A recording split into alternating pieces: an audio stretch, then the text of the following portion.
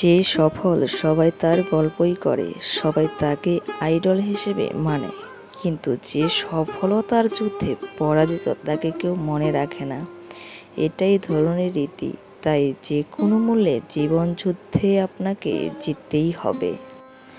একটা ছেলে যখন বেকার থাকে তখন সে শুধুমাত্র অর্থনৈতিক সংকটে ভুগে না, তার প্রতি লোকের সম্মানটাও নষ্ট হয়ে যায়। পরিবারের লোকেরা তার উপস্থিতি মেনে নেয় অভ্যাসবশত, আর বাইরের লোকেরা তাকে নিয়ে সবসময় হাসাহাসি করে। তার দিনগুলো কাটে অপমানে আর চোখের পানি ফেলতে ফেলতে লজ্জায়, নিজের প্রতি ঘৃণায়। ধীরে ধীরে সে সমাজের চোখে অদৃশ্য হয়ে যায়। সকালে ঘুম থেকে উঠে মনে হয় আরেকটা দিন গেল, কিন্তু কিছুই বদলালো না। তারপর কাজ খুঁজতে বের হয়, আশায় থাকে কেউ একটা সুযোগ দেবে, কিন্তু দরজার পর দরজা বন্ধ হয়। কেউ বিশ্বাস করতে চায় না সে যে পারবে। তোমার অভিজ্ঞতা নেই, আমাদের লোক লাগবে না, তুমি আনফিট, এই কথাগুলো তার আত্মবিশ্বাস ধ্বংস করে দেয়। বাড়িতে ফিরে দেখে মা মুখ নিচু করে চুপচাপ বসে আছে, বাবা মুখ ঘুরিয়ে নেয়। ছোট ভাই বোনদের চোখে এক ধরনের প্রশ্ন, তুমি আসলে করছোটা কি? যাকে সে ভালোবাসে সেও ধীরে ধীরে দূরে সরে যায়, কারণ সম্পর্ক টিকে রাখতে হলে টাকা রোজগার করা শিখতে হয়, নিজেকে প্রমাণ করতে হয়।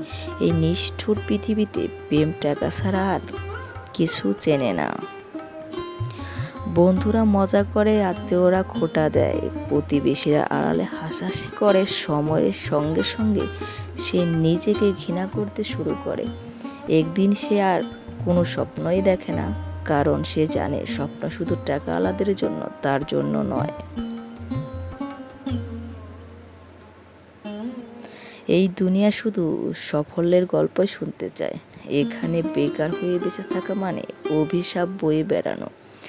অভাবের যুদ্ধে সবাই টিকে থাকতে পারে না।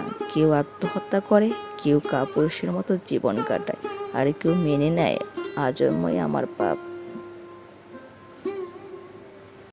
একজন বেকার মানুষে জানে তার জীবনটা গোলক ধাঁধার মধ্যে পড়ে থাকে। তার জীবনে কোনো আপনজন থাকে না, না থাকে তার প্রিয়জন, না থাকে তার আত্মীয় স্বজন। কারণ এই শূন্য পকেটে পৃথিবীতে কেউ থাকে না। তাই বেকার মানুষের জীবনেও আপন বলতে কেউ থাকে না।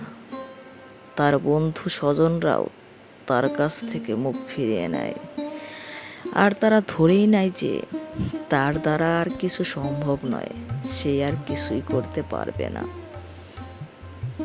তাকে মানসিক যন্ত্রণা দেয়, যা তার জন্য অভিশাপে পরিণত হয়।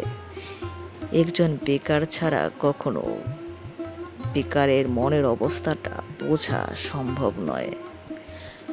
চিৎকার করে যেমন নির্দোষ প্রমাণ করা যায় না, একজন বেকার মানুষের ভেতরের যন্ত্রণাটা কাউকে সহজে প্রকাশ করতে পারে না।